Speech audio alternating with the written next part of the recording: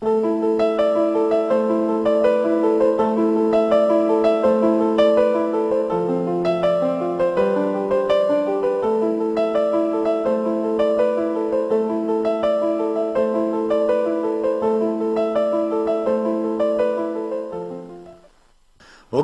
მედია კავშირი ობიექტივი აგრძელებს მაუწყებლობას პირდაპირ ეთერში. გადაცემით კვირის მოვლენა. გადაცემის წამყვანი გახლავართ მე ზაზა კვიცარიძე. თქვენ გვისმენთ რადიო FM 105 და 9-ზე, ასევე შეგიძლიათ გვიყუროთ ინტერნეტის საშუალებით obiektivi.net. ჩვენი სტუდიის ტელეფონი 2388 105, ვიმეორებ 2388 105. გარდა ამისა, დაგვიმეგობრდით Skype-ში, აკრიფეთ ლათინური ასოებით obiektivi და ჩვენ შემოვიყვანთ პირდაპირ ეთერში.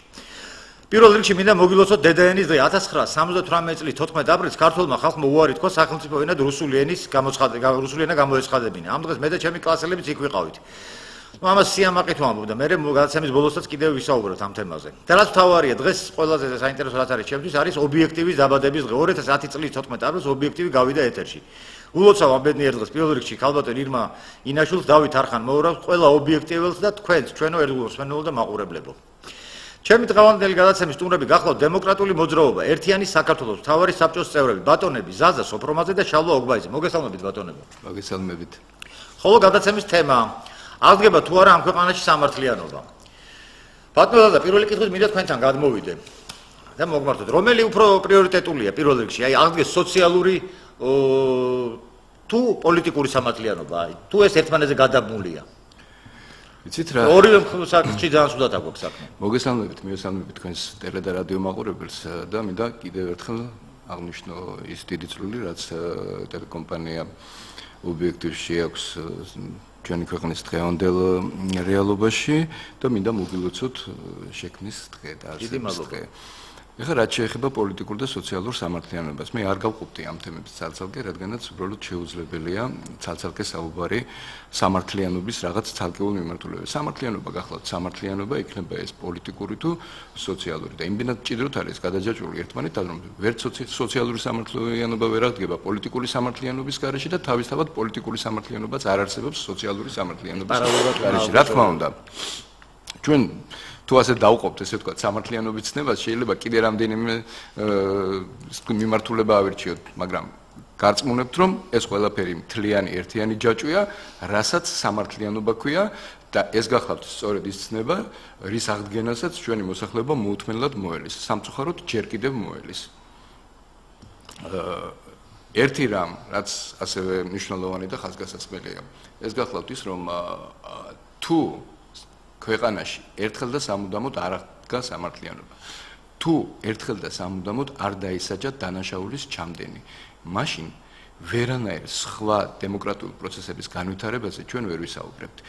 მაშინ ყოველთვის იქნება იმის ძალიან დიდი, ვთქვათ, საშიშროება დავარქვათ ამას, რომ კვლავ გარკვეული ტიპის უსამართლობასთან გვექნება საქმე და ეს უსამართლობა კიდევ და კიდევ აღმოცენდება. მე რა მაინტერესებს, აი თქვენ ახლა რაც თქვით, ეს ეხება პირდაპირ, ვთქვათ, ქვეყნის დღევანდელ პრეზიდენტს, რომელსაც ვთქვათ, თუ დაუმტკიცდა მისი დანაშაულები ამ წლის განმავლობაში და მის პარტიას, უნდა დაისაჯონ ესენი? რა თქმა უნდა, ეს პირდაპირ ეხება ქვეყნის ხელისუფლებას და მის პირველ პირებს. მაშინ შევარდნადიდან უნდა დაიწყოს, ვთქვათ, ეს პროცესი? იცით რა? პროცესი აუცილებლად უნდა დაიწყოს, მაგრამ ეს პროცესი არ უნდა იყოს შურისძიების ან რაღაც ვენდეტის მსგავსი პროცესი. საჭიროა კარგად გაასამართლეს 86 წლის დასაწყისში და მიუხედავად იმისა, რომ თავის დროზე ეროვნულ გმირატიკოს შეროცხული, მიუხედავად იმისა, იცით თქვენ რომ როგორ მოვიდა ის ქვეყნის სათავეში, როდესაც ალიანდი მოკლეს პირდაპირ და ვთქვათ პირდაპირ დიქტატურის ნაბიჯებით დამყარებით და ასეთი ნაბიჯებით დაიწყო მან თავის მოღვაწეობა, მაგრამ ბოლოს და ბოლოს მას მაინც მოუწია გასამართლება და გახსოვთ როგორ ტრაგიკულად სავალალოდ დაამთავრა მას თავისი ცხოვრება. ყველასგან გარიყულმა, ავადმყოფმა კაცმა უცხო ოჯახის წევრები გავადგენ თავს. დიახ. და მხოლოდ იმიტომ გადარჩა, ესე ვთქვათ, ბოლო თვეების განმავლობაში დაპატიმრებას, რომ უბრალოდ ფიზიკურად იმდენად უძლური იყო, რომ აზრი არ ჰქონდა მის დაპატიმრებას. დაუბრუნდეთ ისევ იმ თემას, რაც თქვენ წამოჭერით, თუ აუცილებლობა მოითხოვს და შეიძლება დადგეს ამის საჭიროება, მაშინ რა თქმა უნდა იქნეს გამოძიებული ის პერიოდიც, როდესაც თქვენ ბრძანეთ, როდესაც ქვეყნის პირველი პური შევარდნაძე იყო და თუ რა თქმა უნდა გამოიკვეთება მისი დანაშაულის ნიშნები, მაშინ ეს პირდაპირ ეხმიანება სხვათა შორის იმ მოვლენებს, რომლებიც ბოლო კვირის განმავლობაში განვითარდა ქვეყანაში. მაშინ, როდესაც ესეთი ტრაგიკული ხმით ერთ ხმაზე გაჰკვირის ხელისუფლების ყოფილი ხელისუფლების ყოფილი წარმომადგენლები, მათ შორის პირველი პირიც, რომ უაზრობა, ასე ვთქვათ, აგვისტოს ომის გამოძიება, ამ შემთხვევაში აგვისტოს ომზე გვაქვს საუბარი, რადგანაც ყველაზე, ასე ვთქვათ, ახალი წინსხალი ამბავი ეს გახლავთ, ნიუსი ეს გახლავთ და რისი ეშინიათ, მაგრამ გამაგებინეთ, თუ მათ დანაშაული არ აქვს ჩადენილი. თუ ისეთი სუფთა და უმციკლო არიან ისინი, როგორც ამას წარმოგვიჩენენ. მაშინ პირიქით, მათ უნდა აწყობდეთ ამ ამბების გამოძიება, რომ ერთხელ და სამუდამოდ დადგინდეს, ვინ არის მტყვანი და ვინ არის. მე ვფიქრობ, ბატონო, თქვენ ვეკითხო პასუხს მოიცავს. ეგ ეშინიათ რახან? რა თქმა უნდა, მათ კატასტროფულად ეშინიათ ამისი, მე მეცაც გეტყვით. ყველაზე მეტად ალბათ, რისიც დღეს ეშინია ყოფილ პირველ პირს, დღევანდელ უпроსტად არა ყოფილს. ჩვენ მე და ბატონი შალვა ყოფილს ვეძახით და ვადაგასულს ვეძახით მას. მაგრამ ჯერჯერობით რაღაც ესე ვთქვათ, მანქანებით შენარჩუნებულ თანამდებობის პირს დღევანდელ პრეზიდენტს ყველაზე მეტად ეშინია სწორედ აი ამ პროცესებით, სწორედ იმისი, რომ მას მოუწევს ჰააგის სასამართლოს, საერთაშორისო სასამართლოს წინაშე წარდგენა, როგორც სისხლის სამართლის დამნაშავის. აი ამისი ეშინია მას და თუ ამისი არ ეშინია, მაშინ ძალიან იოლად არის ესე ვთქვათ, ასახსნელი და შესაგვევებელი ის პროცესები, რაც დღეს ქვეყანაში მიმდინარეობს. აი ეხლა დამერწმუნებით ალბათ რომ ჩვენი ქვეყნის ნებისმიერ მოქალაქეს აინტერესებს რატომ იქნა ჩათრეული საქართველოს ამ კონფლიქტში, როცა არანაირი წინაპირობა ამისი არ იყო. გარდა იმ მომენტში ეს პირობა სულ გვაქვს. მე არ გულისხმობ იმას, რომ რაღაც 1-2 დღით ადრე, რასაც აცხადებდა იმდროინდელი ხელისუფლება, რომ აი ქართული ტერიტორიები ინტენსიურად იბომბება და ასე შემდეგ, სულ ასე არ იყო. დიახ, სულ ასე არ იყო და ჯერ ერთი ინტენსიურად როგორ იბომბებოდა, რომელი ტერიტორიები იბომბებოდა და საიდან იბომბებოდა, სწორედ ეს არის გამოძიება. ორი ბომბით მეტი ჩაყარა ვიღაცამ. რა თქმა უნდა, გარდა ამისა, რა თქმა უნდა, საზოგადოებას აინტერესებს ის თუ რატომ ვერ იქნა თავიდან აცილებული ეს უზარმაზარი მსხვერპლი. საზოგადოებას აინტერესებს ისიც თუ თვითონ კონფლიქტის დროს რატო ერეოდნენ ის პირები, ესე ვთქვათ, საომარი ვითარებაში, რომლებსაც არანაირად არ ეხებოდათ ეს საკითხები. უფრო მეტიც, საზოგადოებას აინტერესებს ის, რატომ ვერ იძებნებოდა დღეების განმავლობაში და ამის უშუალო მოწმეები არიან, სხვათა შორის, არც თუ ისე დაბალი რანგის სამხედრო მოღვაწეები, სამხედრო პირები, რომლებიც ეძებდნენ უმაღლეს მთავარ სალდარს, ეძებდნენ იმდროინდელ შინაგან საქმეთა მინისტრს და ვერ ნახულობდნენ მას. რამდენიმე დღის განმავლობაში ვერ მოძებდნენ. თუ სადღაც შემალული იყვნენ და მზად იყვნენ გასაქცევად. ბევრი გაიქცაკიდეთ. დღეს ფოტოშორის კი ლაპარაკა, უგულავამ პირიქით აქეთ დაძდო ყველა სხვა ბრალი, თურმე კვილაშვილი მოსკოვში ცხოვრობდა, მე რა მოსკოვში იყო, თურმე ივანიშვილი ითხოვდა. კვილაშვილი შეიძლება მოსკოვში ყოფილიყო, იმიტომ რომ სრულიად ბუნებრივია, ეხლა ის არ იყო პასუხისმგებელი პირი. ვისად იყო მთავარი, ვისინი სად იყო, ის პასუხისმგებელი იყო იმ დროს. აი ეს არის მთავარი. საზოგადოებას ისიც აინტერესებს, რომ ივანიშვილი კორიდორს ითხოვდა თურქეთში გასაქცევად. არა მგონი ივანიშვილი მაგი გაჭირვებოდა. მის ხელში იყო ყველანაირი საშუალება, რომ თავისუფლად დამჯდარიყო. ერთფერზე და გაფრენილიყო საერთაშორისო. ეს არის თავის მართლების. რუსები შეუჩლდნენ ხელს, არც ამერიკელები და არც არავინ. ეს გახლავთ თავის მართლების უსუსური მცდელობა საზოგადოებაში დარწმუნებულია, შინაგანად დარწმუნებულია და იცით თუ რა ხდებოდა იმ დროს, უბრალოდ ამას სჭირდება ობიექტური გამოძიება. კიდე ერთსაც გეტყვით. გამოსაძიებელია ისიც თუ როგორ მოხდა ეს გაუგონარი ფაქტი, როდესაც სამშვიდობო ძალების წარმომადგენლები დაიღუპნენ პირდაპირ კონფლიქტის ზონაში და ამან გაუხსნა სწორედ ხელფეხი რუსეთის ხელისუფლებას, რომ განეხორციელებია აგრესია და შემოჭრილიყო ქვეყნის ტერიტორიაზე. მაშინ, როდესაც ამის არანაირი საჭიროება ბატონო ზაზარი, პირდაპირ ეთერში ზარია, ჩვენ აუცილებლად უნდა მივიღოთ ჩვენი ფორმატიდან გამომდინარე ზარები ეთერში. გისმენთ თქვენ პირდაპირ ეთერში. მოგესალმებით ქალბატონო. საღამომშვიდობის. ეხლა რა არის ის ბოდის მოგიხდით ჩვენ ქართველები ყველაფერს ადვილად მალე გვეულობთ. საქართველოს ძალიან პატარაა. აპრილის თვეში ჯერ კიდევ თითქმის ნახევრმა თბილისმა და საქართველოს იცოდა, ვინც მსახურობდა ჯარში, ამბობდნენ, რომ ჩვენ აგვისტოში ცხინვალში შევალთ და ავიღებთ. ეს არის უტყუარი ფაქტი. რას ვიმსჯელობთ ეხლა, ვიშა მიცოდა, არ იცოდა, რუსების გირა როკის გვირაბში რუსები არ იყვნენ გამოსული და შვიდში მიშა შევიდა სიმაღლეები ავიღეს. ქალბატონო, ეს ისტორიები ჩვენ კარგად ვიცით, თქვენ კითხვა თუ გაქვთ რამე დაგვისვით. ომი 8 აგვისტოს კი არ დაიწყო, შემოგარგებო, ომი დაიწყო 23 წლის წინ. გასაგებია ქალბატონო, კითხვა თუ გაქვთ რამე დაგვისვით. აფხაზეთი და ასე შემდეგ. აი მაშინ დაიწყო ომი. ეხლა ვსჯელობთ, მიშამ დაიწყო, არ დაიწყო, ვინის როლა, მიშას იქ პროვოკატორები ყავდა, სხვათა შორის ცხინვალში და იქიდან რაც ვიზა. ქალბატონო, მადლობა ზარისთვის, იმიტომ რომ ჩვენ აქ კითხვების დასმის რეჟიმში ვართ, იმიტომ რომ სტუმრები იმიტომ ყავს მოწვეული, რომ მათ შეეკითხოთ, რომ თქვენ თუ თქვენი აზრის გამოთქვამით, მე როცა ისურვეთ, მოგიწვევთ გადაცემაში და სიამოვნებით Skype-საც მოусმინოთ, Skype-დანაც საუბარი. ჩართვა ერთი წუთი ბატონზე და გავაგზავნოთ საუბარი. დიდ ბოდიშს მოგიხდით. გისმენთ Skype-ი? დიახ. თუ შეიძლება კითხვა თუ რამე გაქვთ. ისა შეკითხვა არა მაქვს, просто მაქვს პატარა აზრი და არ გამაცხადოთ მალაპარაკი. ძალიან მოკლედ თუ შეიძლება. კი ბატონო, ერთი წუთი მინდა. აი ძალიან კარგი რომ თქვენ ლაპარაკობთ ომის ეპიზოდებზე, რა მოხდა იქა, რა მოხდა აქ, მაგრამ თავარი რაც არის და საიდანაც უნდა დავიწყოთ ეს ამბავი, სხვანაირად ამას ვერ გამოვიზიართ, ეს არის რა მოხდა ომამდე, რა მოლაპარაკებები არსებობდა პუტინსა და სააკაშვილის შორის, ვინ იდგა ამათ უკან, იყო თუ არა ეს მოლაპარაკები იყო 100%-ით იყო პუტინსა და სააკაშვილის შორის მოლაპარაკება, სხვანაირად რუსეთი ვერ გააправებდა ოკუპაციას და ბატონო ჩემო, სწორედ ამიტომ არის გამოძიება ჩასატარებელი, რომ ეს ყველაფერი გაირკვეს. ამისთვის არის ეს გამოძიება ჩასატარებელი და ამიტომ ისთვის ეს მთავრობა და კბილაშვილი რომ გამოძიება ჩატარდეს, სწორედ. თუ გამოძიება, დიდი მადლობა ბატონო Skype-ის არისთვის და გასაგებია, ძალიან საინტერესო და გასაგებია, დაახლოებით, დიახ, ჩვენი მაყურებელი. ჩვენ გადაცემის თემა უბრალოდ ახლა ამ წუთი ჩვენ უბრალოდ ეს შევჭერდით ახლა რამოდენიმე წუთით ამ თემას და მე აი ბატონო ზაზაში, ბატონ შალვას მინდა შევეკითხო. აი ბატონმა ზაზამ თქვა ბატონმა შალვა რომ აი რატომღაცო ჯერჯერობითო ისევ სააკაშვილი არისო ხელმძღვანელი პრეზიდენტიო, ხო? ძალიან ადვილი საშუალება არის მე რამთაც ვიცი, რომ ეს უცბად მოგვარდეს. თუნდაც იმითი რომ ადგეს დავით უსუფაშვილი თქვას რომ კონსტიტუციური უფლება აქვს მას შეასრულოს პრეზიდენტის მოვალეობა იმის და გამო რომ 20 იანვარს სააკაშვილს დაუმთავრდა ეს საარჩევნო პერიოდი და მისი ყველა რეგალია დამთავრდა და თავის 45 დღეში დანიშნოს არჩევნები.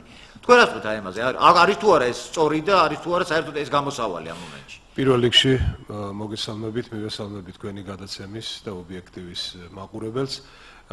14 აპრილით დაიწყეთ თქვენ და 14 აპრილი დღევანდელი დღე მართლაც ერთ-ერთი პირველად როდესაც ვიგრძენი ამ ქვეყნის მოქალაქე თავი, ჩემი სტუდენტობის დროს პირველ კურსზე ვიყავი მაშინ, ესე უკაცრავად მეორე კურსზე ვიყავი 78 წლის 14 აპრილს და 14 აპრილი სარგებლობის შემთხვევით და მე მინდა მიულოცო ტელეკომპანია ობიექტივს, თქვენი დაბადების დღეა 2 წლის 3 წლის გახდით 2010 წლის გუშინდელი დღესავით 2004 წლიდან შეიქმნა მედიაკავშირი ობიექტივი, მაგრამ მაუწყებლობა დაიწყო 2010 წელს. დიახ და ეს აი ამ ყველაზე ძნელბედობის შემს, როდესაც უზარმაზარ პრესს განიცდი და მედია მთლიანად ჩვენი საზოგადოება, ყველა სეგმენტი ჩვენი საზოგადოების სხვადასხვა ფორმით, აი ეს ობიექტივი გახდათ ის პატარა სარკმელი, საიდანაც ესეთი მართალი სიტყვის სხივი შემოდიოდა ხოლმე. რაც შეეხება პირველ ნაწილს, აი დანაშაული და სასჯელი დაისაჯნენ თუ არ დაისაჯნენ და სხვა შორის თქვენ ისე დასვით შეკითხვა სოციალური და პოლიტიკური სამართლიანობა.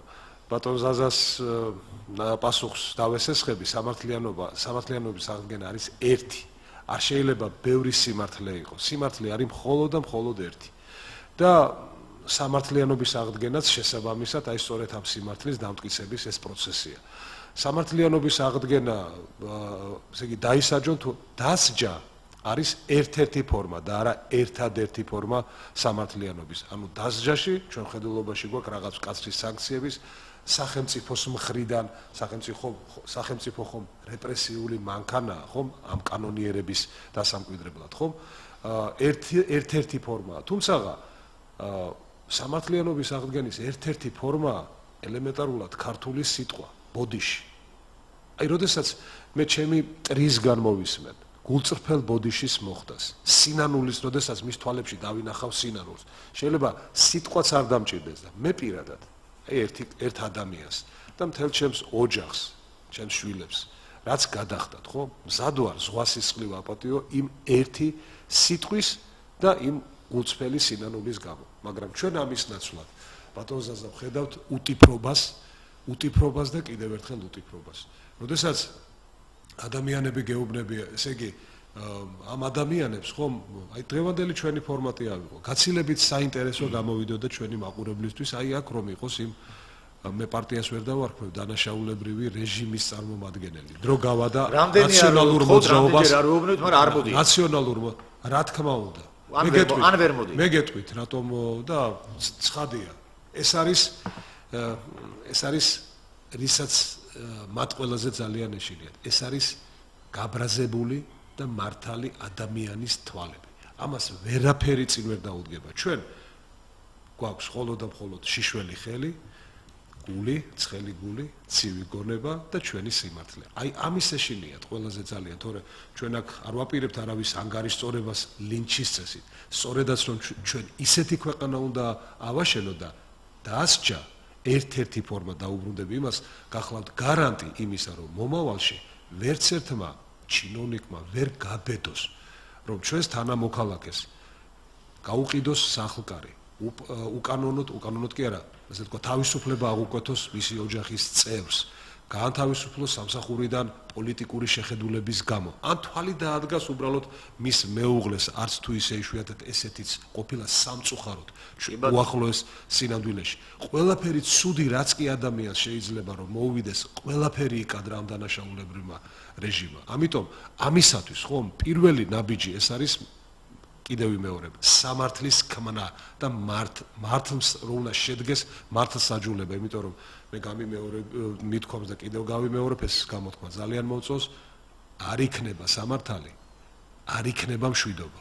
ქვეყნის მდგრადობის და წინსვლის გარანტი გახლავთ, რომ საქართველოში, ჩვენს ქვეყანაში კანონის წინაშე ყველა თანაბარი უნდა იყოს. არ უნდა იყოს შერჩევითი სამართალი და არ უნდა მოქმედებდეს პარაგვაელი დიქტატორის სტრესნერის პრინციპი, ჩემს მეგობრებს ყველაფერი დანარჩენისთვის კანონი. როდესაც ერთი მუჭა ადამიანებისათვის, რომლებიც ახლოს არიან სააკაშვილისთვის, შეიძლება ყველაფერი, შეიძლება დააქციო ქვეყანა ისე რომ მოკლა ადამიანი, დააპატიმროს ფაქტიურად. სისხლში ჩაახშო ადამიანების ესეთი ძალიან ლოგიკური აქცია, როდესაც უკმაყოფილო ადამიანების გარკვეული ჯგუფი თავის პროტესტს გამოხატავს, სისხლში ჩაახშო ეს მიტინგი, აი მათ აპატიო ყველაფერი. ხოლო დანარჩენისთვის, მაგალითისათვის, მაღაზიაში მოპარული, თქვათ, ძეხვისათვის, ან მოპარული მობილურისათვის მიცე 19 წელი და 20 წელი. აი ეს არის სახე ამ რეჟიმისა და ეს ნაწილი რო დავასრულოთ, რატომ ცემენ პატივს ვილი ბრანდს, გერმანიის მაშინდელი ფედერაციული კანცლერს, იმიტომ რომ მან გერმანელი ერის სახელით მუხლი მოიყარა ჰოლოკოსტის მსხვერპლთა წინაშე პოლონეთში და ეს ადამიანი აი ამ ხალხის სახელით ხალხის სახელით გადახდილი ბოდიშის გამო პოლიტიკური სცენიდან მართლა ხელშეაყვანილი გააცილეს. მე შორს ვარ იმაზე საგარო სააკაშვილი საიდან როგორმე გააცილონ, მაგრამ ერთადერთი შანსი, რომ მას თავისუფლად შეეძლოს ჩვენი ქვეყნის, ჩვენი ქალაქის ქუჩებში გავლა, ერთადერთი არის მისი გულწრფელი სინანული და გულწრფელი ბოდიში. რომ დაბოდიალოს, მე ძალიან კარგად ვარჩევ სიტყვას და არ მახასიათებს ეთერში უზრდელობა, მაგრამ ამაზე ქართულად სულხან საბას ხომ სიტყვა ბოდიალი არ მოუგონია, რასაც სააკაშვილი აკეთებდა ბოლო პერიოდში, როდესაც ჩაბოდიალდებოდა ის და იქიდან, რა ქვია, დავით აღმაშენებლის საფლავიდან მოძღრავდა. შემამადალო ცვილო, სააკაშვილო თუ ასე გიყვარს და ბაძავ ამ იმას, რა ქვია, აღმაშენებას, იმაშიც მიბაძე, რომ იმ ხელას გალობანი სინანულისა დაწერა, კაცმა დაიბარა, რო გარდავიცვლები, თელმა ერმა გულზე ფეხი დამაბიჯოსო, რაც სოდვა ქონა ამისთანა დავით აღმაშენებელს, რომ ეს დაიბარა, მაგრამ შენ ამდენი ცოდვების პატრონს, ამდენი პოლიტიკური და ფიზიკური, ესეთი სისხლის სამართლის დანაშაულის ჩამდენ ადამიანს, როგორ არ გებადება ერთხელ სინანულის გრძნობა, რომ ამ ადამიანებს ბოდიში მოუხადო. მე ვიცი, ის ადამიანები, ვინც ამ გადაცემას უყურებენ და ვისაც შენამდე მოაქვს, აი თუნდაც აი აქედან ერთი რიგითი ადამიანის, ნათქვამი გნებავს პოლიტიკური პარტიის წარმომადგენლის დემოკრატიული მოძრაობა ერთიანი საქართველოს ერთი რიგითი წევრის სათქმელი. შენ აუცილებლად მოგიწევს ბოდიშის მოხდა. თუ არ მოიხდი, აუცილებლად მოგახდევინებს არა პიროვნება, არა პოლიტიკური პარტია, არამედ მოგახდევინებს ქართველი ერი და მოგახდევინებს კანონი. ამაში იყავი ღრმად დარწმუნებული. ბატონშალო, მე დარწმუნებული ვარ, რომ ეს ყველაფერი მიდის სააკაშვილამდე, ასევე მიდის ივანიშვილამდე. სწორედ ამიტომ ისე უკაცრავად ბატონს რო დავასრულო. მეორე კითხვაზე იქნებოდა პასუხი, აი ეს უფრო ჩემთვის უფრო საინტერესოა, რამდენად სწორი იქნებოდა, რომ თქვა და ეს უსუფაშვილი გამოსულიყო და აიღო თავის თავზე პრეზიდენტის უფლება მოვლები, რომელიც მას მე რამდენადაც ვიცი, ყველა კონსტიტუციური უფლებებით დღესდღეობით ეკუთვნის. რა არის იცით? კიდეც დააგვიანა. რა თქმა უნდა, განწარებული. მე თქვენ პოლიტიკოსი და თქვენთვის ცოტა ძნელი ამის პასუხი, მაგრამ არა, ძნელი არ არის, ორ ნაწილად გავყოთ პასუხი. ორი შესაძლო ვარიანტი. პირველი, რომ ძალიან სწრაფად წასულიყო და მეორე, რომ წასულიყო იმ ფორმით, როგორც ახლა მიდის. მეც იმ ადამიანების ნუსხას განვეკუთვნები, რომელიც მომხრეა, რომ სააკაშვილი პირველივე დღიდან, 1 ოქტომბრიდან წასულიყო პოლიტიკური ავასენიდან, მაგრამ მახსენდება ნოდარ დუმბაძის გმირის სიტყვები.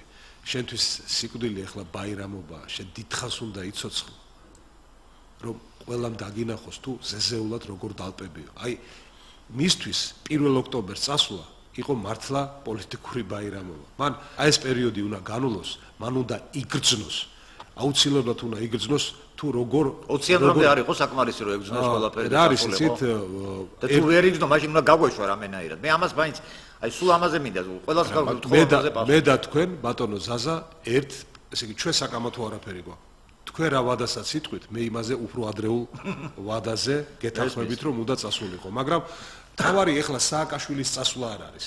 თავარი ეხლა არის სააკაშვილი ჩემთვის, ჩვენთვის ეს არის გუშინდელი დღე საქართველოსი. ეს დანაშაულებით ახსავს შაუბნელი პერიოდის გამომხატველი სიმბოლო.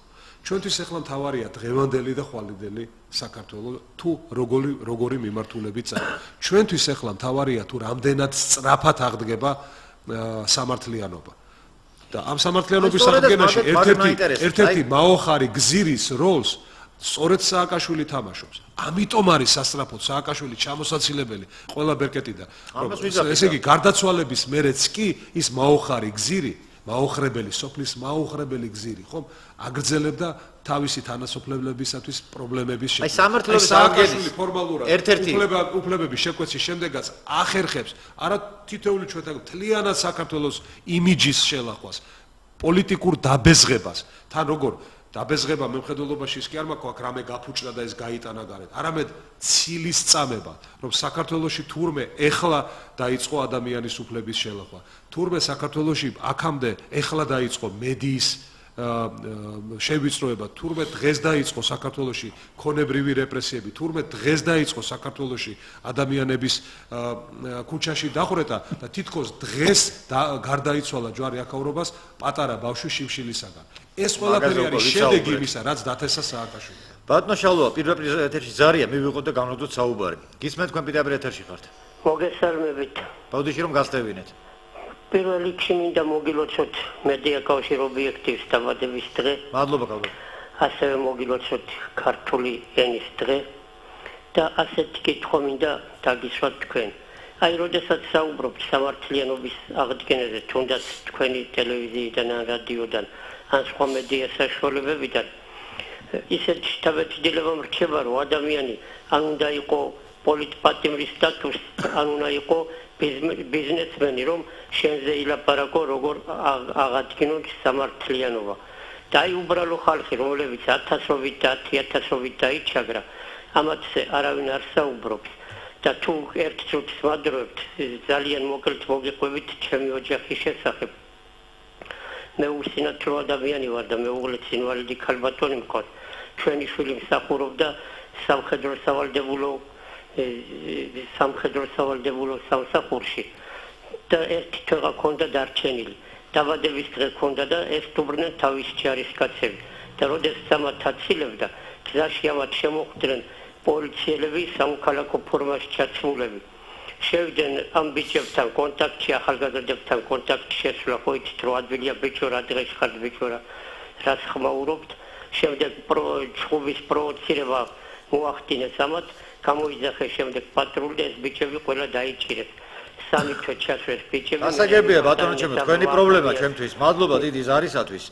ისა ბაზარ მოდი გული არ დავწყვიტოთ ამ ადამიანს ჩვენ არავითარ შემთხვევაში ჩემო კეთილო ადამიანო ჩვენო სმენელო მე ძალიან გულზე მოვხდა თქვენი ნათქვამი არამც და არამც ჩვენ არ საუბრობთ პოლიტპატიმარი ის ხომ თქვენი მეზობელია ახლობელია ნათესავია ჩვენი თანამოქალაქეა ნებისმიერი აი თქვენი სიმართლე უნდა აღდგეს აუცილებლად ეს არ შეიძლება რომ მხოლოდ ჩემმა სიმართლემ გაიმარჯვოს და თქვენი გვერდზე იყოს სწორედ ასეთი მართლსაჯულება გვინდა, სწორედ ასეთი ქვეყანა გვინდა, რომ კანონი ყველასათვის იყოს, რა ქვია, კანონი და თანაბარი იყოს ყველა კანონის წინაშე. ბატონო ზავასთან გადავალ კითხვით, აი პოლიტპატიმრების ამნისტიით გათავისუფლებას მინდა შევეხო.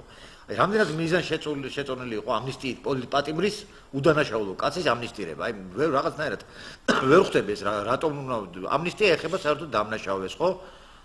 ეს არ არის ბატონო შალვა, მე ახლა იურიდიულ პროცესში ძალიან ვერ ვარკვევ, მაგრამ თქვენ ამდენად ვიზით ერკვევით კარგად ბატონო. გეთანხმებით. ამნისტიით უნდა გამოსულიყო ეს ხალხი თუ უპირობოდ. გეთანხმებით თქვენ ესეთ შენიშვნაში ჩვენ ერთი რამ უნდა გავითვალისწინოთ. და ცალკე ხო ბოდიში მოუხადონ და კომპენსაცია უნდა მიცენ ეს თქვენ ეს აბსოლუტურად სხვა საკითხი არის, დიახ და ეს არის ზუსტად ის უფლება, რაც ეკუთვნის პატიმარს, რაც მან უნდა გამოიყენოს, იმიტომ რომ როდესაც პოლიტპატიმრად აღიარებ ადამიანს, მას თავისთავად ცხადია, რომ იმ დანაშაულისთვის, რაც სახელმწიფო თავის დროზე ჩაიდინა მის წინააღმდეგ, არ აქვს მნიშვნელობა ეს რა დროს მოხდა, შესაბამისი კომპენსაციაც უნდა მიიღოს და მთლიანად უნდა აღდგეს მისი უფლებები. ხო დაუბრუნდეთ ისევ ამნისტიის საკითხს. რა თქმა უნდა, ეს არ არის თლად ესე ვთქვათ შესატყვისი და ადეკვატური ფორმა. მე უბრალოდ ერთ მაგალითს მოგიყვანთ, უფრო ცხადი რომ გახდეს ჩვენი მსმენელებისთვის და მაყურებლებისთვის.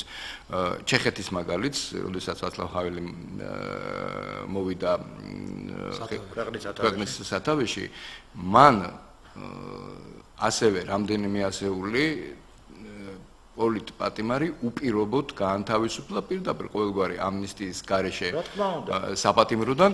რა თქმა უნდა, შემდეგ დაიწყო, რათა რაიმე გაუგებრობას ადგილი არ ჰქონოდა ამ საქმების გამოძიება, მაგრამ ეს ხდებოდა უკვე შემდეგ, რაც მათ დატოვეს საპატიმრო ადგილები და დაუბრუნდნენ, ესე ვთქვათ, თავისუფლად. 1 ოქტომბერში რამდენი ხანი ჯდა ეს ხალხი კიდე? სამწუხაროდ ჩვენს მე ისიც მახსოვსოთ ყველაზე ახალგაზრდა პოლიტპატიმარი თქვენი პარტიის წევრი. კი ბატონო, ეს გახლავთ 19 წლის ბექა პეტრიაშვილი. რომელიც მე მგონი საერთოდ სოფლიოში ყველაზე ახალგაზრდა პოლიტპატიმარია, დიახ, და ეს ადამიანები ამაშიც კი გინესის წიგნში შესაძლებელი გავხსნა. სულ მცირე 3 თვეზე უფრო მეტი ხანი ელოდებოდნენ, ესე იგი, ამ გადაწყვეტილებას. სამწუხაროდ ეს გადაწყვეტილება ამ ფორმით იქნა მიღებული, ესე იგი, სამწუხაროდ იმიტომ ამბობ, რომ თავისთავად კარგია რომ ისინი განთავისუფლდნენ. ხო, მაგრამ ახლა და პოლიტპატიმრის ფორმა მიიღეს, მაგრამ შეიძლება მე ვთვლი რომ შეიძლება ცოტა ადრე განხორციელებული იყოს. ერთი რამ არ უნდა დაგვავიწყდეს. ჩვენ სამწუხაროდ ისეთი მემკვიდრეობა მივიღეთ წინა ხელისუფლებისგან, რომ იურიდიული ბერკეტებიც კი საკმაოდ შეზღუდული აღმოჩნდა იმისათვის, რომ სასწრაფოდ და უპირობოდ მომხდარიყო ამ ადამიანების განთავისუფლება საპატიმრო ადგილებიდან. ეს შეიძლება ერთგვარი გამართლება იყოს დღევანდელი ხელისუფლების. მაინც ვერ გავამართლებ. თუმცა მე ვთვლი რომ დიახ, ესეთი გადაწყვეტილების მიღების დროს რაღაც არაორდინარული ფორმებიც რა თქმა უნდა, ეს ჩვეულებრივი ამბავებისთვის ელემენტარული სოციალური პატარა მინიმალური პაკეტის შექმნა სასწრაფო გადაუდებელი, ამას წინ არაფერი არ. არაფერი ამას არაფერი. კიდე ერთი რამ, აი მართლა მინდა ესე აღნიშნო, ეხლა ჩვენი მოსახლეობის ყოველ შემთხვევაში მამაკაც და მამრობითი სქესის წარმომადგენელთა უდიდესი ნაწილს მოუწია ამ საპატიმროების გამოვლა. რამდენიმე დღით მაინც დამერწმუნებით ალბათ ამაში, ხო, ეს ცნობილი ფაქტია და ამაზე აღარ შევჩერდები, მათ შორის აქვს თუმცა მე მგონი ყველას ხო რამდენიმე და შალვასაც და ყოველი ერთი დღე საპატიმროში უკანონოდ უსამართლოდ დაპატიმრებულისთვის რამხელა, ასე ვთქვათ, სტრესია, ალბათ დამეთანხმებით. სწორედ ამიტომ მართლა გულის ტკივილით მინდა აღნიშნო, რომ ეს რამდენიმე 3 თვეზე მეტი ხანი მოუწიათ მათ ახალი ხელისუფლების მოსვლიდან საპატიმროებში ყოფნამ, რამხელა მათთვის დარდრო შეიძლება და 2 ოქტომბერს გამოვიდა. 2 ოქტომბერს თუ არა 20-ში მაინც ხო შეიძლება და მათი გამოშვება. ალბათ, მოდით მაინც გავაგრძელებთ ამ თემას, იმიტომ რომ ღვთისწყალობით ყველაფერი მშვიდობიანად დამთავრდა, თუმცა ერთი რამ, რაც ასევე მინდა აღნიშნო და არ შეიძლება ამას გვერდი აუარო. თქვენ გახსოვთ განთავისუფლების შემდეგ ერთ-ერთი პატიმარი რამდენიმე დღეში დაიღუპა. სულ ახლახანს აი ჩვენ ვიყავით დაკრძალვაზე, ერთ-ერთი ჩვენი კახელი მეგობრის, რომელიც ასევე უსამართლოდ იყო დაპატიმრებული, ტაველიშვილი იყო ის გვარად და ამ საპატიმროში ყოფნა მას დაუჩქარა სიმსივნური პროცესები, რაც მექონდა და მოუსწრაფად რომ გადაზე ადრე მოუსწრაფა სიცოცხლე და რამდენი კიდე ასეთი შემთხვევებია, რომელიც ვთქვათ ჩვენ არ ვიცით ან საზოგადოებისთვის ცნობილია. ეხლა მოვისმენთ სოზარ სუბარისაგან 23000 პატიმარი იყო, ჩვენო გამოუშვითო 58%-ზე მეტიო და ეხლა 10000 რაღაც არისო.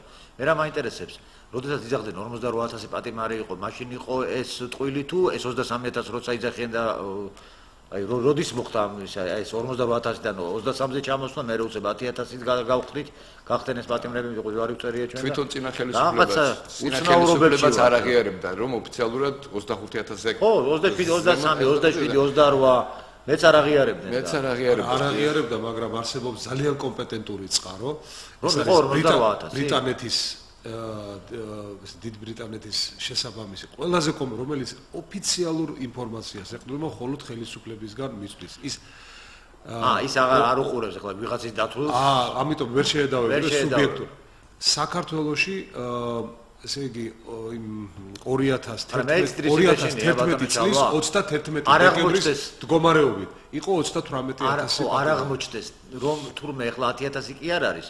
ეხლა არის 18000 და რაღაცა კიდევ აი ეს მეშინია რომ ეს არ მოხდეს. აი მაშინ ხო ესე გვიმალავდნენ. სწორედ ამისთვის საჭირო არის არა დამნაშავე რეჟიმის იყოფნა პარლამენტში. რეალური ოპოზიციის. რა თქმა უნდა. როგორი ოპოზიციის იცით, რომელიც ჩასაფრებული კი არ არის რაღაცაზე და არამედ მოყვარეს პირში ოძრახეს პოზიციიდან. ეს პრინციპი. აი ამაზე კარგი ანდაზა არსებობს. ასეთი ოპოზიცია რა ბძანეთ? ამაზე კარგი ანდაზა არც არსებობს. რა თქმა უნდა. ასეთი ოპოზიცია აუცილებლად უნდა იყოს საქართველოს პარლამენტში და რა თქმა უნდა უახლოეს მომავალში ადგილობრივ თვითმმართველობაში, რომელიც ვერავითარ შემთხვევაში ვერ ასახავს იმ ძალთა თანაფარდობას, რაც რეალურად სუფევს ჩვენს ქვეყანაში და იმ რეალობას, რაც სუფევს ჩვენს ქვეყანაში. ანუ როგორ შეიძლება რომ 42% საქართველოში მხარს უჭერდეს ნაციონალურ მოძრაობას. ნუ ეს არის აბსურდი, რა თქმა უნდა. ამიტომ რაც უფრო მალე მოხდება ამ აბსურდის გამოსწორება სიმართლით, ჩვენ მხოლოდ და მხოლოდ მივესალმებთ. პირდაპირ ეთერში ზარია, მე ვიყო და განვაგრძოთ საუბარი. გისმენთ თქვენ პირდაპირ ეთერში ხართ? გამარჯობა. მოგესალმებით ბატონო. მე ხო ძალიან ბატონ შალომს უსმენდი და როგორ არის იცით, ბატონ შალომ მოგესალმებით. დიახ, მოგესალმებით. საკითხი უნდა დავსვათ შემდეგნაირად. დიახ. ასე კი უნდა დავსვათ, როგორც ბიზრა ივანიშვილი აკეთებს, რომ არის თუ არა 2008 წლის მოვლენები რუსეთ საქართველოს შორის ომი დაიწყო თუ არა საქართველოს. საკითხი უნდა დავსვათ შემდეგნაირად. თვითონ მიხეილ სააკაშვილი, მისი წინამორბედიც რა, ედუარდ შევარდნაძე არის თუ არა რუსეთის აგენტი საქართველოს და აკეთებდა თუ არა რუსეთის საქმეს საქართველოს და მოახდინათ რომ ეს უბედურება. 2008 წლის აგვისტოს მოვლენებს სარგებლობები არ შეიძლება დაერქვას რუსეთთან. ეს არის მაბადეთ დავამთავრებ ჩამოვაყალიბებ თუ შეიძლება. ეს არის ალო თუ შეიძლება მაბადეთ მაცადეთ რა. გესმის. რუსეთ საქართველოს შორის მომხდარი საბრძოლო მოქმედებები და რუსეთ თვითონ 21 წლიდან იმყოფება ჩვენთან საომარ მდგომარეობაში. საქართველოს ეს არ დაუწყია ჩემო ბატონო და ნუ ვადანაშაულებთ ესეთი და მეორე არ შეიძლება საქართველოს შედარება ფაშისტურ გერმანიასთან. თვითონ რუსეთმა მოგვიწყო გენოციდი, ხალხის ეთნოწმენდა. გამიგეთ ამას მოაკეთებთ ბატონო შალვა. ვინ მე დიდი მადლობა ზარისთვის ბატონო შალვა. იცით რა არის აქ ჩვენ სტუდიაში ყოფთაგან არც ერთ არ უთქვამს რომ ომი საქართველოს საუბარი იმაზე კი არ არის ომი დაიწყო საქართველოს თუ არა. საუბარი არის იმაზე შეიძლებოდა თუ არა ამ პროვოკაციას თავიდან აცილება. როდესაც მართველი მემხედველობაში ყავს სააკაშვილი, უმაღლესი მთავარსარდალი და აგრეთვე გადაწყვეტილების მიმღები პირები. გააკეთეს ყველაფერი, რომ თავიდან აეცილებინათ ეს თქვენ ომს დაარქმევთ თუ არ დაარქმევთ, ხო? 200 ადამიანი არის დაღუპული, 200 ადამიანზე მეტია დაღუპული, ხო? ამას სახელწოდებას არ აქვს. აი ამ ტრაგედიის, ამ ომის, რომელსაც შემდგომ კიდევ ჩვენი ტერიტორიების დაკარგვა მოყვა. შეიძლებოდა თუ არა თავიდან აცილება. ჩემთვის ეს არის მნიშვნელოვანი. ამიტომ ეს თუ არ ითქვა, მომავალში კიდევ გამეორდება. იმ იმედით, რომ ეს შერჩებათ მათ რუსებსა გამოთქვა ვაინავშოს პიშეთ. აი ეს ძალიან კარგად აითვისეს წინა ხელისუფლების, აი უკვე მიმავალი პოლიტიკური სასაფლაოსკენ მიმავალი ხელისუფლების წარმომადგენლება, რომ მათ იმედი აქვს, რომ ომი ყველაფერს ჩამოწერს. ვერ ჩამოწერს. მნიშვნელოვანია, შეიძლებოდა თუ არა, მე ვამბობ, ჭკვიანი მმართველის ხელში ომის თავიდან აცილება და ამ სისხლის ზღვრის თავიდან აცილება და საქართველოს ტერიტორიების კიდევ დამატებით დაკარგვა თავიდან აცილება შეიძლებოდა. ერთ მარტივ მაგალითს გეტყვით. კოდორის ხეობა, რომლის სამხედრო ოპერაციით სტრატეგიული თვალსაზრისით მისი აღება შეუძლებელია თუ არ ჩააბარე. ეს ხო ხელის გულზე ძევს. მე არ ვიცი თქვენ ამყოფი ბრძანდებით თუ არა კოდორში.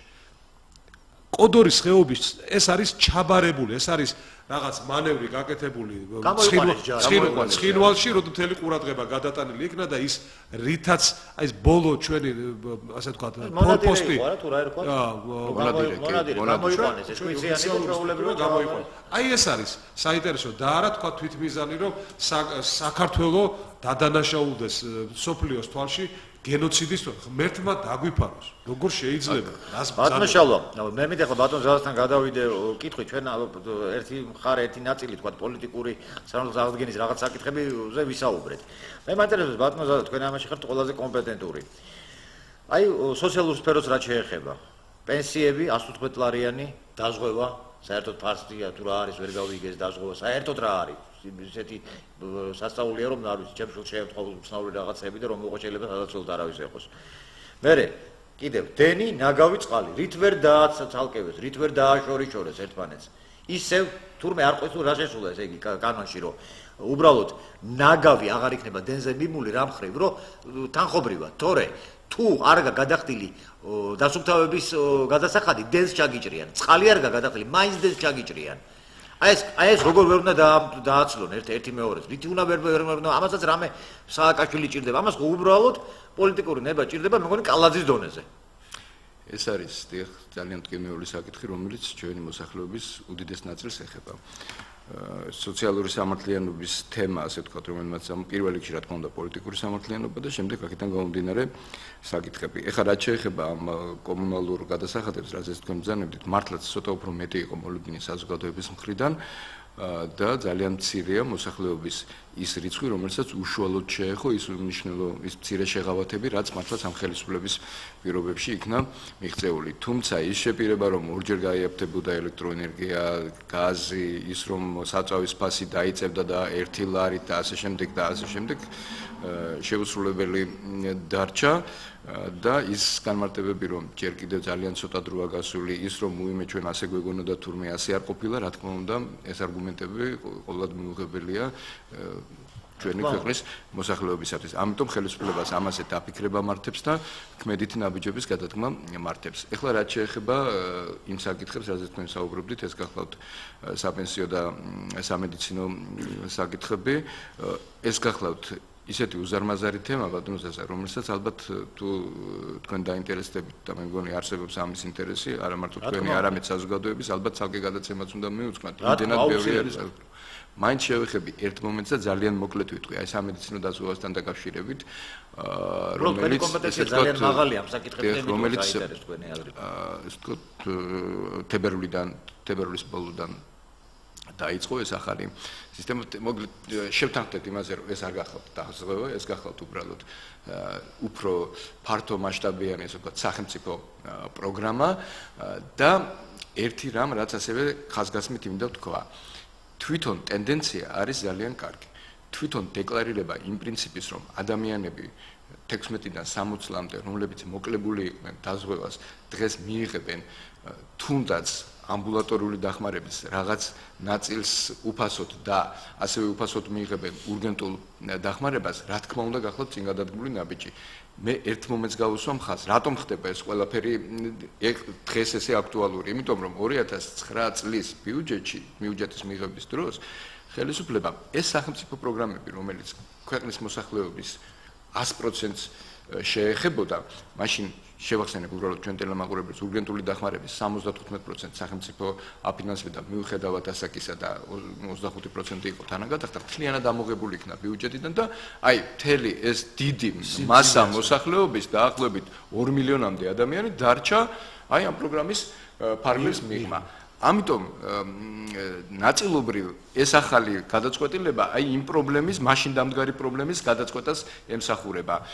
მაგრამ ერთ რამეში დაგეთანხმებით, რომ ორგანიზაციულად სისტემა სრულიად მომზადებელი შეხვდა ამას. მართალია იყო მცდელობები ამ თვეების განმავლობაში ჯანდაცვის სამინისტროში, რომ გადადგმულიყო ქმედით ნაბიჯებად მომზადებული დახვედროდნენ, მაგრამ იმდენად მძიმე მემკვიდრეობა და დროც მცირე იყო? დროც მე ვფიქრობ, რომ მცირე იყო და ერთსაც გეტყვით, ესე იგი ის პოლიტიკური გარემო, რასაც ჩვენ საუბრობდით, მუდმივად იმის სახელი, რომ თუ ამ ნაბიჯებს გადადგმავთ, დაინგრევა კერძო სადაზღვევო სისტემა, გაკოტრდებიან კერძო სადაზღვევო კომპანიები, ათასობით ადამიანი უმუშევარი დარჩება, თქვენ ვერ აი ესეც მოქმედებს და მე ვფიქრობ, რომ აი ყოველივე ამან აიძულა ხელისუფლება, რომ ძალიან ფრთხილად ემოქმედა.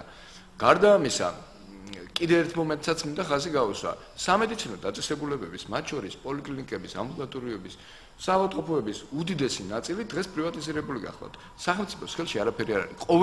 ყოველნაირად არის დარღვეული ტერიტორიული ხელმისაწვდომობის პრინციპი. აღარ ვსაუბრობ კიდე აღარ ჩავდივარ მის სიღრმეებზე, სადაც გითხარით, რომ ესე იგი ძალიან დიდი დრო დაგჭირდება გასაშლელად ამ თემის. ეხლა როგორ უნდა მოახერხოს მართლაც, აი ობიექტურები ვიყოთ ხელისუფლებამ, რომ ესეთ პირობებში ამ დაწესებულებებში უნდა მიიღოს, ხო, ეს დახმარება ამ ადამიანებმა უმტკივნეულოდ მოახდინოს, ესე ვთქვათ, იმპლემენტაცია აი ამ პროგრამის. ძალიან რთული არის ეს დამერწმუნეთ და კიდევ უფრო თუ ჩავუღმავდებით საკითხს და გავარკვევთ, თუ ვის გამო მოხდა ეს, ვინ იყო ამ გადაწყვეტილებების მიმღები, ვინ იყვნენ ის ადამიანები, რომლებმაც ეს ერთი ხელის მოსმით კერძო სექტორში გადაისროლეს სასიცოცხლოდ მნიშვნელოვანი პროგრამები და ამით გააძვირეს მომსახურება მოსახლეობისათვის და სახელმწიფოსთვისაც.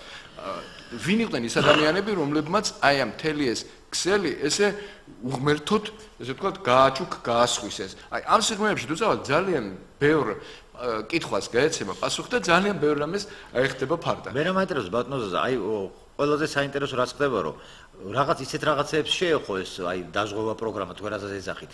ხო, რომ აი ცოტა უცნაურია რაღაც აი ანალიზებს რაღაცა ისეს როლები და არ შეეხო მშობიარობას. აი ეს მინდა კითხო. აი მშობიარობასთან ამბობენ რომ იქნება უფასო. უფასო ვისთვის იქნება? არა მარტო ყველა საქართველოს მოქალაქე ქალბატონისთვის, რომელიც იმ მშობიარს ყველასთვის უფასო იქნება, თუ მხოლოდ მათთვის, ვინც დაზღვეული არ არის. იმიტომ რომ დაზღვევით მშობიარობის რაღაც ნაწილი უფინანსდება ზოგიერთებს, ვინც მუშაობს. ეს შეეხება პირდაპირ გიპასუხებთ, ეს შეეხება იმ ნაწილს, რომელიც დაზღვეული არ არის. სხვა ვისაც დაზღვევა აქვს, მათ უდიდეს ნაწილს მშობიარობა მეტნაკლებად უფინანსდება მშობიარობის ნაწილი. უფასო მშობიარობა არ ნიშნავს იმას, რომ თქვათ მივიდეს მშობიარე მელოგინე და რაღაც ესე იგი კომფორტულ ეს არის ესე იგი გარკვეული ლიმიტირებული. თუმცა კომფორტი ისედაც უნდა კონდეს და ასედაც მშობიარობა. რა თქმა უნდა, მინიმალური კომფორტი, რაც აუცილებელია მშობიარისთვის და ახალშობილისთვის, ეს აუცილებელია, ბუნებრივია. როგორც ჩემთვის ცნობილია, დაახლოებით 800 ლარის ფარგლებში იქნება გათვალისწინებული. შეიძლება ვწდები, იმიტომ რომ ეს პროგრამა საბოლოო სახეს მიიღებს ივლისის თვიდან, მაშინ ესე იგი ზუსტად იქნება საზოგადოებისთვის ცნობილი თუ არა მარტო მშობიარობა, სხვათა შორის, არამედ გეგმიური ოპერაციებიც იქნება ჩადებული ამ პროგრამაში, ეს ძალიან მნიშვნელოვანია. სხვათა შორის და კიდევ ბევრი რამ, მაგრამ ხაზგასმით უნდა აღინიშნოს ისიც, რომ ეს მოხდება მხოლოდ იმ ადამიანებისთვის, რომლებიც დღეს დაზღვეული არ არიან, არც სხვა სახელმწიფო პროგრამებით და არც კორპორატიული დაზღვევებით. თქვენ პროფესიით ექიმი მზანდებით, მე რამე დავწვიდე. მე რამე აი როგორ ხო, პირველი პროფესია. მე რამე აი რამე შევიკითხოთ. ეხლა მშობიარობის აი ეს სიტუაცია, როდესაც საკეისროა და უფრო ძვირია. ხო, მე ვიცი რომ სადაც 800 ლარამდე ჯდება ჩვეულებრივი მშობიარობა და 1500 ლარამდე საკეისრო ოპერაცია. ეს აი თუ არ შეიძლება რომ თლიანად თუ ადამიანს ქალს სჭირდება საკეისრო ოპერაცია, ეს ხო რაღაც გარკვეული შემთხვევა არის, განსაკუთრებულ შემთხვევაში ხდება, ხო? არც ერთ ქალს არ უნდა ესეთი მშობიარობა, ყველას უნდა ბუნებრივი. ბავშვთვისაც უკეთესია, რამდენად ვიცი და აი ეს რატომ არ შეიძლება რომ დაფინანსდეს სუმთლიანად იმ 1500 ლარით, აი ეს შემთხვევები დაფინანსდეს. მე გეტყვით რომ ის შემთხვევები, რაზეც თქვენ საუბრობთ, როდესაც სასიცოცხლო ჩვენებით მიმდინარეობს და აუცილებელია მშობიარის სიცოცხლის გადასარჩენა, დღეს ფინანსდება სწორედ ურგენტული პროგრამით. ამ პროგრამაში შედის ეს და ფინანსდება და რაც შეეხება, შეიძლება იყოს გეგმიური საკეისრო ოპერაცია. ხო, გეგმიური ხო, აქ უკვე აუცილებლობა თუ დადგინდება თუნდაც გეგმიური ოპერაციის ამ შემთხვევაში ბუნებრივია გეგმიური ოპერაციების პროგრამაში შეიძლება შევიდეს და ასე იქნას დაფინანსებული გარდა ამისა თუ მაინც ხდება ხოლმე ესეთი რაღაც ეს ივლისიდან ხო თქვენ როგორ თქვით არა გადაუდებელი შემთხვევებში უკვე დღეს შეიძლება დღეს აი მაგალითად შობიარი ქალწულს დაეწყო შობიარობა საკეისრო ძალიან თუ ყურადღება მიაქციეთ ამას თუ სიცოცხლისთვის აუცილებელია შობიარის სიცოცხლის გადასარჩენა თუ აუცილებელია არსებობს ამის პირდაპირ ჩვენებები მაშინ ამ შემთხვევაში ეს დაფინანსდება აი პროგრამით ეხლაც კი დაფინანსდება ეხლაც კი დაფინანსდება ექიმა უნდა დაასაბუთოს რომ ეს აუცილებელია შობიარის აი ეს საინტერესო არის ხალხ მოსახლეობის დამეწუნეთ რომ არის ძალიან ესეც ერთ-ერთი ნაკლია სხვათა შორის აი ამ პროგრამაში ძალიან გაუწყობიერებელია მოსახლეობა აბსოლუტურად არ არის ჩატარებული არ არის მიწოდებული შესაბამისი არანაირი საინფორმაციო მეცაც გეტყვით როცა ორგანიზაციულ სიზნელებზე ვსაუბრობდით აი კონკრეტულ მაგალითს აი ჩემი მეგობარი მაგალითად წააწყდა შემთხვევას როდესაც მან იცის რომ ამბულატორიული მომსახურება უფასოა სახში იძახებს ოჯახის ექიმს და აღმოჩნდა რომ უკვე სახში მისვლა თურმე ფასიანი ყოფილა. ეხლა აი ამ თქვა თუნდაც ამ გრიპის ეპიდემიების დროს, აი ამ შემთხვევების დროს, როდესაც მადამე მართლა არ შეუძლია, ხო? საძოვრიდან წამოდგომა. აი ეს პრობლემა ნამდვილად დგას. აი ესეთი უფრო მეტიც ერთ-ერთ ჩემი მეგობარს ასევე როცა შვილი ყავდა, ტელეფონზე უპასუხეს, ეხლა არ მინდა იმ პოლიკლინიკის დასახელება. და კარგი კი იქნებოდა რომ დასახელდეს. ჩვენ მივიღეთ შესაბამისი ზომები და უბრალოდ ამიტომ არ მინდა კოლეგიალობა მაინც. დიახ, მინდა ჩავთვალო რომ ეს ერთეული შემთხვევა იყო, უთხრეს რომ იცით რა, ექიმს არ წალია, ეს ხდებოდა ორშაბათს და ხუთშაბათამდე არ წალია და ხუთშაბათს მოვა. ნუ ეს არის ხუთშაბათამდე არა მოვიწმინო ავატყობა. ეს აი აბსოლუტურად მიუღებელი, ასე ვთქვათ, რამ და კიდევ ვიმეორებ მინდა დავიჯერო და ალბათ ასეც არის რომ მხოლოდ ერთეული შემთხვევებია ეს თუ ამან სისტემური ხასიათი მიიღო ბუნებრივია აქ უკვე ძალიან ქმედითი და ძალიან სასწრაფო ღონისძიებების ჩატარება იქნება საჭირო. ბატონო, მიუხედავად იმისა რომ მე ექიმი არა ვარ, აი ბატონმა ჩავანიშნე რომ მთელი ჩემი ოჯახი ექიმები იყო და მე კარგად ვიცი რა არის ჰიპოკრატეს ფიცი. ეხლა იღებენ ამ ჰიპოკრატეს ფიცს თუ აღარ ღებულობენ. იმიტომ რომ ჰიპოკრატეს ფიცით საერთოდ მე ვიცი როგორ ხდება ეს ყველაფერი. აი როგორ ხდება? ხებულობენ ამ ფიცს ეხლა რო ამთავრებენ ინსტიტუტებს? ვერ გეტყვით ეხლა როგორ ხდება? იმიტომ რომ არ ეთყობათ, აშკარად არ ეთყობათ. რაც ბატონო ჩავლა თქვენ. იმდენი სამედიცინო დაწესებულება, უпроსორად სამედიცინო სასწავლო ინსტიტუტი გაიხსნა გასული წლების განმავლობაში, ეხლა ცოტა გამკაცრებულია ეს პროცესი, რომ არ გამიკვირდება ისიც რომ ჰიპოკრატეს ფიცი არა თუ ასე ვთქვათ ზეპირად და წაკითხული, არამედ საერთოდ არ იცოდეს ზოგიერთ რომ არსებობს ეგეთი. დიახ, რომ არსებობს ეგეთებიც და ერთი სახუმარო ამბავი მინდა გითხრათ, ესე იგი ერთ-ერთმა ჩვენმა მეგობარმა რომელიც პარლამენტის წევრი იყო თავის დროზე, თქვენ გახსოვთ ალბათ რომ ჩვენ ახლანდელი პრეზიდენტი ძალიან ხშირად გიჟად შერაცხავდნენ ზოგიერთი ესე ვთქვათ არც თუ ისე დაბალი პოლიტიკური თანამდებობის მქონე პირები და ესე იგი ძალიან თხოვა ზურაბჟვანია იყო მაშინ პარლამენტის თავმჯდომარე შემოელანցკათ ხელში მაშინ ესე ვთქვათ არ იყო პრეზიდენტის პარლამენტის წევრი იყო ესე ვთქვათ ჩვენი ახლანდელი პრეზიდენტი და ჰიპოკრატეს ფიცთან დაკავშირებით გამახსენდა და თქვა რომ ძალიან თხოვ თუ ერთი წუთითო სიტყვა მომცეთო და ექიმი იყო პროფესიით ეს ჩვენი კოლეგა იმდროინდელი კოლეგა წამოდგა მივიდა მიკროფონთან და თქვა რომ აი ეხლა ბოდის მოუხდიო მთელ საზოგადოებას და განსაკუთრებით ჩემ კოლეგებსო იმიტომ რომ ჰიპოკრატეს ფიცი უნდა დავარღვიო უნდა გავამხილო როგორც ექიმი ფსიქიატრი იყო თან ისე განათლებით პროფესიით სპეციალობით და თქვა რომ ეს უნდა დავარღვიო ჰიპოკრატეს ფიცი ბოდიშ მოგიხდით თუმცა ყველასო და უნდა გავამხილო რომ ბატონი მიხეილ სააკაშვილი გიზი არის და ეს დაზას გარდა ყველა მიცის და ბარემ გვარი გეთქო ესე იგი ასე რომ ზოგჯერ ესე ვთქო სხვაგვარადაც ხდება ეს ამ ჰიპოკრატეს ფიცის გაიბზარია ბატონზე ბატონო შალო მივიღო და განვარდო საუბარი გისმენთ თქვენ პირადად ეჭხებთ ბოდიში რომ ამდენ ხანს გალოდინეთ გამარჯობათ მოგესალმებით მივესალმებით მოსწმულებს ბატონო ზაზა ბატონო შალვა მენთან კითხვა მოგწია თუ შეიძლება აი თქვენი მოსაზრება მაინტერესებს როგორ გონიათ თქვენ აი რა უშლის დღევანდელ დღეს დღევანდელ პარლამენტს იმაში ხელს რომ 26 მაისის პოლიტიკური შეფასება დაიწყოს მე შეგახსენებ 1999 წლის 9 აპრილის შემდეგ საბჭოთა კავშირის დროს კომუნისტებმა კი ვერ დამალეს და სახალხო დეპუტატთა საკავშირო საბჭოზე დაიწყეს პოლიტიკური განხილვა. 9 აპრილის. დღევანდელ დღეს რა უშლის ხელს უკვე 2 წელია გასული და როგორ გონიათ ვინ არის ამის შემფერხებელი? და აქ არ არის გამოძიებაზე ლაპარაკი, აქ არის პოლიტიკურ შეფასებაზე და განხილვაზე თუ რა მოხდა და პოლიტიკური შეფასებებია საუბარი. მადლობა ბატონო ჩემ ძალიან საინტერესოა აი მართალიც აბსოლუტურად გეთანხმებით ერთ-ერთი სამდურავი თუ ერთ ადამიანს როგორც მონაწილეს 26 მაისისას ეთქმის მე გახლავართ იმდენად რამდენადაც არა მარტო მე არამედ მთლიანად ჩემს ოჯახს შეეხო ხოლო რაც შეეხება მთლიანად პარტიას დემოკრატიული მოძრაობა ერთიანი საქართველო ეს არის ერთ-ერთი მნიშვნელოვანი არა თვითმიზანი არამედ შეფასება და არა მხოლოდ 26 მაისის 7 ნოემბრის შეუფასებლობამ დაბადა 6 მაისის გახსოვთ თქვენ მაშინ უკანონ აკრძალული იარაღით იქნა დახვრეტილი ეს ადამიანები ხოლო რამდენიმე ადამიანმა თვალისჩინიც დაკარგა პოლიციის სამმართველოსთან მომხდარ ინციდენტში მას მოყვა შემდეგ 15 ივნისი თქვენ გახსოვთ როგორ უმოწყალოდ გაუსწორდნენ ესე იგი ახალგაზრდებს კბილებამდე შეიარაღებული ზონდერები სხვა შორის ბევრი უფორმოთ იყო არავით არის შეფასება არ მიცემია და ამ უკანონობების ჯაჭვმა დაბადა სწორედ 26 მაისი 26 მაისის შეუფასებლობა დაბადებს კიდე სხვა თარიღს ეს არის სამწუხარო ამიტომ 26 მაისის შეფასება თქვენთან ერთად ეს არ არის მხოლოდ და მხოლოდ დემოკრატიული მოძრაობა ერთიანი საქართველოს ახირე პოლიტიკური ახირება ეს არის მნიშვნელოვანი რომ არასოდეს არც ერთ ხელისუფალს ხო ვეღარ გაბედოს და ხელი ვერ აწიროს თავის თანამოქალაქეზე უკანონოდ ყოველთვის უნდა იმოქმედოს მან კანონის ფარგლებში ხოლო ვინ არის დამნაშავე მე ვიტყოდი ჩემი სამიზნე ახლა მე მესმის ამ შეკითხვის ქვეტექსტი რომ შეიძლება ეს გადაუნაწილო თანაბრად როგორც ქართულ ოცნებას ასევე ნაციონალურ მოძრაობას მე ხელს ვიშვერ ნაციონალური მოძრაობისაგან სწორედ ნაციონალური მოძრაობის კონტრპროდუქტიული ჩვენი ქვეყნისთვის საზიანო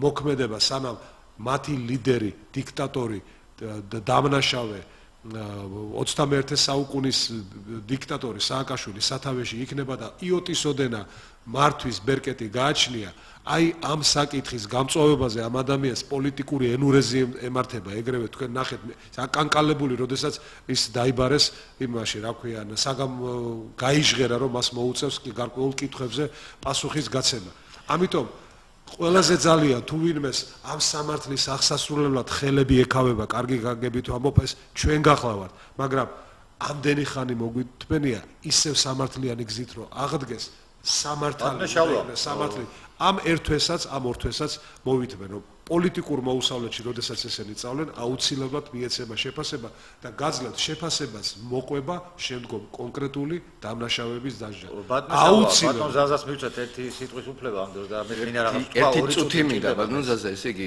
აი ამ მინდა გამოვეხმაურო ამას რადგანაც სამართლიანობის აღდგენა ჩვენი დღევანდელი გადაცემის თემა მე მინდა ხაზგასმით აღვნიშნო ჩვენი ქვეყნის მოსახლეობას კოჰაბიტაციისთვის ხმა არ მიუცია. ხმა მისცა პირველ რიგში სწორედ სამართლიანობის აღდგენას. ამიტომ ეხლა ალბათ 26 მაისის მონაწილეა ჩვენი ტელემაყურებელი რომელიც რეკავდა 26 მაისის მონაწილეებს კი არა ყველას ადამიანებს აქვთ ეს განცდა რომ კოჰაბიტაცია შეიძლება არა დამნაშავესთან კოჰაბიტაცია შეიძლება ღირსეულ მოწინააღმდეგესთან მაგრამ სისხლის სამართლის დამნაშავესთან რომელმაც გაიმეტა თავისი ქვეყნის მოქალაქე ამას კოჰაბიტაცია არ ბატონ ზაზა ბატონ შალო ჩვენი გადაცემის დამთავრება დიდ მოგიხდით ძალიან ცუდად რო რჩება და მე ერთი რაღაცა მინდა გითხრათ კიდევ აი დაკვირით რომ 1918 წლის 14 აპრილის შესახებ კიდევ ერთხელ მინდა ვთქვა რაღაცა ამ დღეს ჩვენი კლასელები მიტინგზე წავიყვანა ეს იყო კლასელები ვიყავ ვიც ვიყავ მე რო კლასელები სოსო მანჯავიძე დღეს სოსო იყრის კენჭს ნაძალადევის რაიონში. აი ორი სიტყვით მინდა თქვენ მისი მეგობრებიც ახართ. მე კარგად ვიცი რომ კარგად იცნობს სოსოს, თანამშრომლობით მასთან, ურთიერთობით პოლიტიკურად პოლიტიკის საკითხებში ისეც აი როგორ შევიფასებთ ბატონის სოსოს დღევანდელ გადაწყვეტილებას და საერთოდ უნდა იყოს თუ არა ბატონის სოსნარი კაცი პოლიტიკაში. სულ ორი სიტყვით რომ აი სულ ერთი წუთი დაგვჭირ. როდესაც ბარსელონა და რეალი თამაშობენ, მეკითხებიან რომელ გუნდს გულშემატკივრებოდ მე პასუხობ რომ ლამასფერ გუნდს გულშემატკივრობ. ნაძალადევის რაიონში არაჩვეულებრივმა შემადგენლობა მოიყარა თავი პრეტენდენტების გარდა დანაშაულებრივი დამნაშავე რეჟიმისა. მე ახლა პიროვნულად არც კი ვიცი, მაგრამ ამ პიროვნებებში რა თქმა უნდა ბატონის სოსო ერთ-ერთი გამორჩეულია, როგორც შეუპოვარი, პირუთვნელი, უკომპრომისო მაღალი რანგის პროფესიონალი, მებრძოლი ადამიანი და მე ვთვლი რომ ასეთი ადამიანები პოლიტიკას ალამაზებენ. ძალიან დიდი მადლობა დღევანდელი გადაცემაში სტუმრობისათვის. ჩემი დღევანდელი გადაცემის სტუმრები გახდნენ დემოკრატიული მოძრაობა ერთიანი საქართველოს მთავარი საბჭოს წევრები ბატონები ზაზა სოფრომანს და შავლო ოგბაიძე. დღევანდელი გადაცემას უნდა დავამთავროთ ერთი კვირით გემშვიდობებით, კარგად ბრძანდებოდეთ.